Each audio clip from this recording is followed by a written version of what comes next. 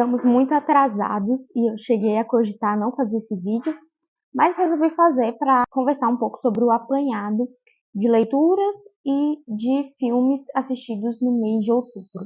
Então vamos começar por alguns que já até apareceram por aqui. O primeiro livro finalizado foi aquele que eu escolhi ler com mais atenção, e foi um livro mais profundo e mais longo de se ler, foi essa coletânea aqui de clássicos da Reforma sobre Martinho Lutero, coletânea de escritos do Martinho Lutero. Eu já fiz um vídeo aqui no canal, eu me empenhei no mês de outubro a fazer vídeos sobre a Reforma, fazer um pequeno especial da Reforma, e eu conversei sobre outros livros, entre eles o Reformadoras, que foi um livro que eu li no início do ano e fala um pouco sobre algumas biografias de mulheres que fizeram parte da Reforma Protestante. Conversei também acerca de um texto que está dentro de um livro muito bom chamado Teologia da Reforma, que trata de vários assuntos, é uma autoria múltipla aí, na verdade é um conjunto de artigos compilados nesse livro, e eu conversei sobre o artigo que fala sobre sola scriptura lá no Teologia da Reforma. E fiz uma resenha completa, o que foi um trabalho muito árduo para esse livro aqui. E por que foi um trabalho muito árduo? Porque aqui a gente tem vários escritos do Lutero, e escritos que estão de acordo com o tempo. Então a gente vê uma sequência de pensamento do Lutero, um amadurecimento das ideias do Lutero com o passar do tempo por meio dos textos escritos dele. E muitos textos são muito bons, falam de muitos assuntos muito interessantes e, assim, eu tenho que fazer escolhas. Eu já descobri que a minha maior dificuldade para gravar resenhas aqui é fazer escolhas do que falar e o que não falar, para que os vídeos não fiquem tão longos. Então eu escolhi alguns textos que estão aqui, mas se a gente seguir com essa tradição de falar sobre textos da Reforma, importantes para a Reforma, ou da historiografia da Reforma, nos próximos meses de outubro, em que esse canal existir, então eu posso voltar para consultar outros textos que aqui estão. Se eu não me engano, eu comentei 3 textos lá no vídeo sobre esse livro aqui, mas esse livro é muito bom e ele tem uma introdução maravilhosa escrita pelo Jonas Madureira, pastor Jonas Madureira. Então, seguindo, o próximo livro que eu li foi um livro que não está aqui, que é o que eu aprendi em Nárnia, do Douglas Wilson. Eu também já disponibilizei aqui na semana retrasada um vídeo sobre o que eu aprendi em Nárnia e falando um pouco a respeito da experiência de ter relido. Como eu já venho comentando aqui nos vídeos de finalização do mês, eu passei alguns meses relendo cada uma das crônicas, depois aí de 10 anos, pelo que eu me lembro, a primeira vez que eu li as Crônicas de Nárnia eu tinha 12 anos, e agora eu estou com 22, vou fazer 23. Aliás, no dia que eu postar esse vídeo, eu estarei fazendo 23 anos. Então, eu tive essa experiência e comentei um pouco sobre essa experiência de reler nesses vídeos de finalização do mês. Tentei conversar sobre cada um dos livros a cada mês, mas pro final eu derrapei assim e li vários livros de uma vez. Acho que os 3 últimos livros eu li no mesmo mês, porque eu acho que ficou muito bom ali. Acho que a partir do 5º, eu acho que foi o 4º ou foi o 5º, que me deu uma vontade maior de ler. Tanto é que eu terminei ele muito rápido e quis... foi o 5º. Terminei muito rápido e quis partir logo pro 6º e depois pro 7º. Então, se você quiser saber as minhas impressões sobre as Crônicas de Nárnia, tá aí nos vídeos de conclusão do mês. Mas, especificamente sobre o que aprendi em Nárnia, eu resolvi fazer um vídeo que ficou bem legal. É uma espécie de resumo das ideias do Douglas Wilson. Esse não é um tipo de livro que é uma resenha crítica literária, ele não trata criticamente. O Douglas Wilson, pelo que eu saiba, não tem nenhuma formação acadêmica em literatura, mas ele é um cara que teve uma experiência forte, assim, tocante com as histórias, cada uma das crônicas, e ele vai conversar sobre realmente o que ele aprendeu em Nárnia. Então é um livro curto, é um livro tranquilo, e é um livro bom de se ler para parar para pensar nas trajetórias dos personagens, enquanto ele vai traçando essas trajetórias e o que ele aprendeu com cada uma delas. Então eu gostei bastante do livro, achei a proposta bem legal. Depois, o que eu li foi essa pequena novela do Joseph Conrad chamada Coração das Trevas. Esse livrinho aqui. Antes de ler esse livro, eu não tinha lido nada do Joseph Conrad. Eu conhecia mais ou menos a história do Coração das Trevas, porque é um grande clássico muito conhecido, é um dos maiores clássicos da língua inglesa, e inclusive escrito por uma pessoa que não era nativa de um país de língua inglesa. Depois eu fui pesquisar um pouco sobre esse livro e é muito interessante. Eu ainda estou pensando se eu trago algum vídeo aqui, mas eu não sei até que ponto eu possa contribuir com essa leitura. Eu acho que foi muito imersiva. É uma leitura muito imersiva.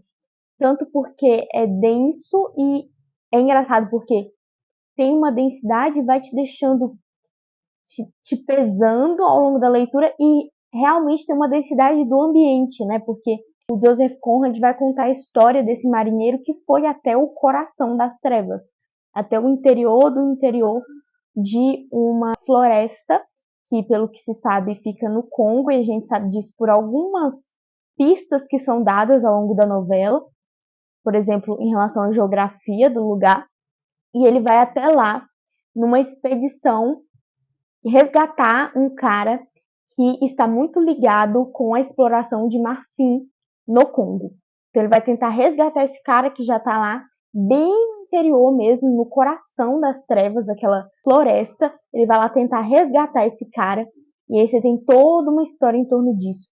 É muito legal também a transposição de narrativas, o quanto que a gente tem uma narrativa fora e aí depois a gente tem uma outra narrativa dentro. Então tudo isso já aconteceu e agora o marinheiro está contando para outros marinheiros sobre essa experiência dele. Ao mesmo tempo a gente também vai adentrando em camadas da floresta, então a gente vê ele na primeira camada, logo no início da floresta, se conectando com as pessoas, conversando com quem trabalhava lá, e aí a gente vai vendo as coisas mudando, ficando um pouco mais sombrias à medida que ele vai entrando e entrando e entrando na floresta. E depois o pós, né, quando ele sai da floresta e como é a reação dele diante do mundo de novo. Quando ele sai do Congo, quando ele vai tentar encontrar alguns familiares, uma familiar, digamos assim, uma colega, tô tentando não dar spoiler nenhum, de uma pessoa que ele conheceu na floresta, e aí é todo o retorno dele a esse mundo civilizado, que é simbolizado por essa garota, por essa amiga do personagem com quem ele traçou, ele formulou uma amizade. Então, é um livro curto, é uma novela, mas é um livro que tem tantas coisas, tantas camadas, vai muito além propriamente do evento histórico que o Joseph Conrad conta. Então, é isso que é tão interessante aqui. A gente tem um evento específico na história, que é o momento em que há a exploração do Congo por parte do rei da Bélgica, mas ao mesmo tempo vai muito além daquilo ali para falar de outras questões bem mais humanas e mais gerais por meio daquela história específica. É um livro muito, muito bom. Eu vou ver se eu consigo formular um bom roteiro para esse vídeo de resenha e aí eu vejo se eu vou fazer ou não uma resenha desse livro, mas esse livro é muito, muito, muito bom. Para finalizar as leituras desse mês, eu li A Vida Intelectual, do Padre Sertilanges. Esse aqui vai ter resenha no canal, a resenha já está escrita, só falta eu gravar. Na semana seguinte a esse vídeo aqui vai ter a resenha desse livro. Esse é um livro muito conhecido e muito comentado. Então eu cheguei a pensar, porque assim, eu vivo numa incógnita. Será que vale tanto a pena assim você ficar falando de livros que todo mundo já fala, para você falar mais ou menos a mesma coisa que as outras pessoas falam? Então para mim só se eu falar uma coisa muito diferente para eu ver a utilidade de uma resenha sobre uma coisa, sobre um livro que todo mundo já meio que conhece, meio que comenta, pelo menos todo mundo dentro dessa minha bolha, né, lógico. Então eu fiquei pensando, só que assim, esse livro, ele é dividido, para mim ele é bem delimitado em partes práticas e em partes um pouco mais reflexivas. E eu acho que as partes práticas, pelo menos que eu já vi, elas são bem comentadas. Então as pessoas comentam muito sobre o que o Sertilanges fala a respeito do nosso trajeto de vida, sobre dormir, sobre o sono, sobre a rotina de estudo, sobre fichamento. Aqui ele detalha mesmo como que você deveria fichar livros qual a utilidade do fichamento, você deve voltar para esses livros como organizar suas anotações. Ele gasta bastante tempo aqui falando de maneira prática sobre como organizar as anotações de estudos que você faz. Então tem uma parte bem prática. Mas eu confesso que o que eu mais gostei desse livro aqui não foi a parte prática, e sim foi aquela parte, aquele momento em que ele está tentando delinear quais são o que é a vida intelectual e quais são os atributos dessa vida. Para mim, essa é a parte, porque o restante, a parte prática, eu acho que não é que é óbvia, mas com a experiência você vai começando a perceber. Por exemplo, se você marca tudo, se você grifa tudo, se você praticamente reescreve o livro, se você não tem uma organização para conseguir consultar essas anotações, então tudo isso vai ter sido em vão. Quando você quiser consultar uma anotação que você fez, você não vai conseguir entrar em contato com essa anotação. Isso aí é lógico. Então, com o tempo, você vai entendendo de maneira um pouco empírica aquilo que ele fala e que é prático aqui. Mas a parte um pouco mais reflexiva, não. Eu acho que vai muito tempo para você conseguir compreender tudo isso. Você pode passar muito tempo pensando que esse conceito ele é envolto em um monte de coisa que não é a realidade, que não é realmente. Então, você pode viver um pouco iludido. E eu acho que esse livro tem um ponto forte, que é justamente refletir sobre o que é e quais são os atributos dessa vida intelectual. Nos últimos tempos eu tenho visto muita treta com esse negócio de vida intelectual, principalmente porque surgiu aquele livro, né, Contra a Vida Intelectual, que eu esqueci qual é o nome do autor.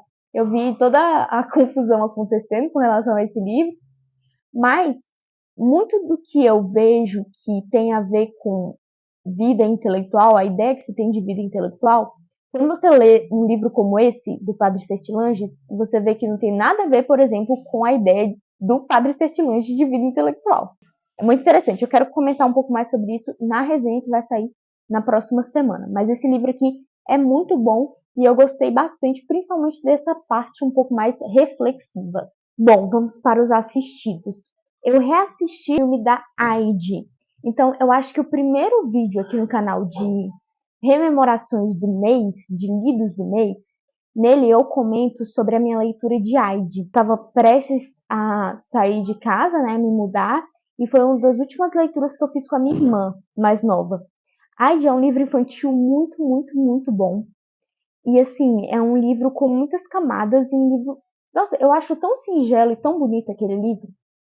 E agora nós reassistimos. Nós já havíamos assistido, eu acho que no ano passado, o filme da Aide. Eu não sei se esse é o único filme que existe da Aide, mas nós já havíamos assistido e agora nós reassistimos. Minha impressão, é um filme muito bonito, então ele é gravado ali, aquelas cenas em que ele é gravado, ele é muito lindo. Mas eu acho que um ponto que para mim é um ponto alto do livro não tá ali, que é todo o aspecto de redenção do avô da Aide. Então você tem toda a história daquela menina que agora vai morar com o avô, e o avô vive nos Alpes suíços, e ele não é considerado, não é bem quisto pelas pessoas que vivem ali abaixo daqueles Alpes. Então, existe toda uma história com ele. Ele cometeu erros, fez coisas erradas e isso respingou em outras pessoas, e por isso as pessoas não o veem com bons olhos, mas ao mesmo tempo ele também é um cara que guarda muito um espírito vingativo. Ele não gosta das pessoas, ele é em torno dele. Ele é um cara bem amargurado. E a Aide vai fazer a virada da vida dele e torná-lo uma pessoa novamente sociável, uma pessoa, enfim, com valores, com moralidade. Só que, assim, existe esse aspecto, lógico, eles não cortaram isso da história. Então, sim, a gente ainda tem um avô carrancudo que vai se encontrar com a neta e, por meio da convivência com a neta, vai melhorar como pessoa. Tudo isso vai continuar acontecendo. Só que no filme, eu acho que a cena final que existe lá no livro, por ela não estar ali, a gente não tem a finalização, o arco do personagem do avô não é completamente finalizado. Então a cena final do livro da Aide é o momento em que a Aide vai com o avô à igreja, depois de muito tempo. O avô pede, se eu não me engano é ele que pede para ir à igreja com ela. E aí você tem todo um aspecto dele entrando na igreja, de as outras pessoas vendo ele entrando na igreja. Então é toda uma cena, porque pra mim, lógico, a Aide é a personagem principal, mas o avô, ele carrega muito da carga de sentido da história toda. Então eu acho que o filme não captou isso muito bem, cortou aquela cena final, eu acho que isso prejudicou um pouco o filme. Mas é um bom filme. E na toada de nós assistirmos alguns filmes com base em livros, nós assistimos a um filme que é em desenho do Peregrino, a história do Peregrino, que também tem umas diferenças em relação ao livro do Peregrino, que eu li recentemente. Tem até um vídeo aqui sobre tanto o Peregrino, do John Bunyan, quanto o Regresso do Peregrino, que é um livro que o C.S. Lewis escreveu com base no livro do John Bunyan. Então tem um vídeo aqui no canal sobre esses dois livros juntos, em que a gente comenta as semelhanças, o que eu mais gostei, o que achei que um livro se superou em relação ao outro, tá tudo aí na resenha. E realmente tem alguns pontos que são contados de maneira diferente, mas diferentemente de Aide, eu gostei, eu achei que é um bom filme, não é um filme ruim não é um filme que cortou e tirou alguma parte que fosse muito essencial para a história, então eu gostei. E aí, na toada dos filmes que a gente sempre assiste, que são filmes mais de investigação, crimes de, enfim, acidentes, a gente assistiu a um filme que tinha uma toada que me interessou e há muito tempo eu não assisti um filme nesse sentido. O filme chama-se Rebel Ridge e tá na Netflix, se eu não me engano, ou é na Amazon, mas eu acho que tá na Netflix. E esse filme, ele tem aquela estrutura de um pequeno inconveniente que acontece e que vai suscitando todo o filme, vai se tornando uma bola de neve e daqui a pouco você tem uma situação gigantesca que é a situação do filme todo. É isso que é esse filme. Então você tem uma pequena situação, é esse homem que está fazendo uma trajetória, está fazendo uma pequena viagem de uma cidade a outra, assim, de bicicleta, e ele está indo até essa cidade para uma audiência, se eu não me engano, do primo dele. O primo dele foi sentenciado, acho que por uso de drogas, e aí ele vai para essa cidade auxiliar o primo dele. Quando ele está no caminho, dois policiais param ele no meio do caminho. E eles começam a ter ali uma discussão, porque os policiais querem que ele abra a mochila para ver o que tem dentro, ele fala que ele não quer, enfim. Aquela discussão, aquele evento pequeno que foi, por acaso ele estava andando num lugar, e aí, eu não quero nem dar tanto spoiler, tanta coisa assim, mas digamos assim, por acaso ele estava naquele lugar, indo de um lugar a outro, e aí ele se depara com policiais que por um acaso também pegam no pé dele, e aí por causa desse conjunto de acasos, dessa pequena discussão que ele vai ter com esses policiais, você tem toda uma situação que acontece com a vida dele, enfim, vira de cabeça para baixo. Então, esse é um tipo de filme que é calcado nessa história pequenininha que se torna gigantesca, que eu não assistia já há bastante tempo, e eu gosto muito desse tipo de filme. E na mesma toada nós assistimos a Código de Conduta, esse eu acho que está na Amazon Prime. Código de Conduta é um filme também sobre vingança, então você tem um pai de família, que tem a família toda assassinada por criminosos que entram na casa dele, ele tenta fazer justiça por meio da justiça comum, e a justiça comum não escuta. Então, o grande responsável por esse assassinato não é preso. E aí, alguns anos depois, ele vai fazer toda uma trama de vingança e tudo mais. Só que você tem a história desse cara que é muito inteligente. Então, ele não fez a coisa toda de maneira impensada e ele é um cara muito inteligente. Tanto é que ele chega a ser preso e mesmo assim, de dentro da cadeia, ele consegue dar prosseguimento às tarefas que ele colocou como objetivos para a vingança dele. Esse filme também é muito bom. Esse mês de outubro foi um mês especial aqui no canal, porque a gente conversou sobre reforma protestante, a gente conversou sobre algumas leituras e estudos que eu fiz esse ano e espero aprofundar para os próximos anos. Também foi bem produtivo em relação a leituras e a filmes. Nós só tivemos filmes bons assistidos, então isso já é um ganho, assim, em relação ao mês de setembro, já foi um ganho. É isso, se você já leu algum desses livros, se você já assistiu algum desses filmes, deixa sua impressão aqui. Se você tem dicas de filmes nessa toada meio criminal, investigação criminal, bons filmes, por favor, deixe nos comentários também. Eu já assisti muitos, então os mais conhecidos nós já assistimos, mas nós gostamos vez ou outra de assistir algum filme nesse estilo. Então, se você tiver uma dica, coloca aqui nos comentários. É isso, pessoal. Um beijo. Tchau, tchau.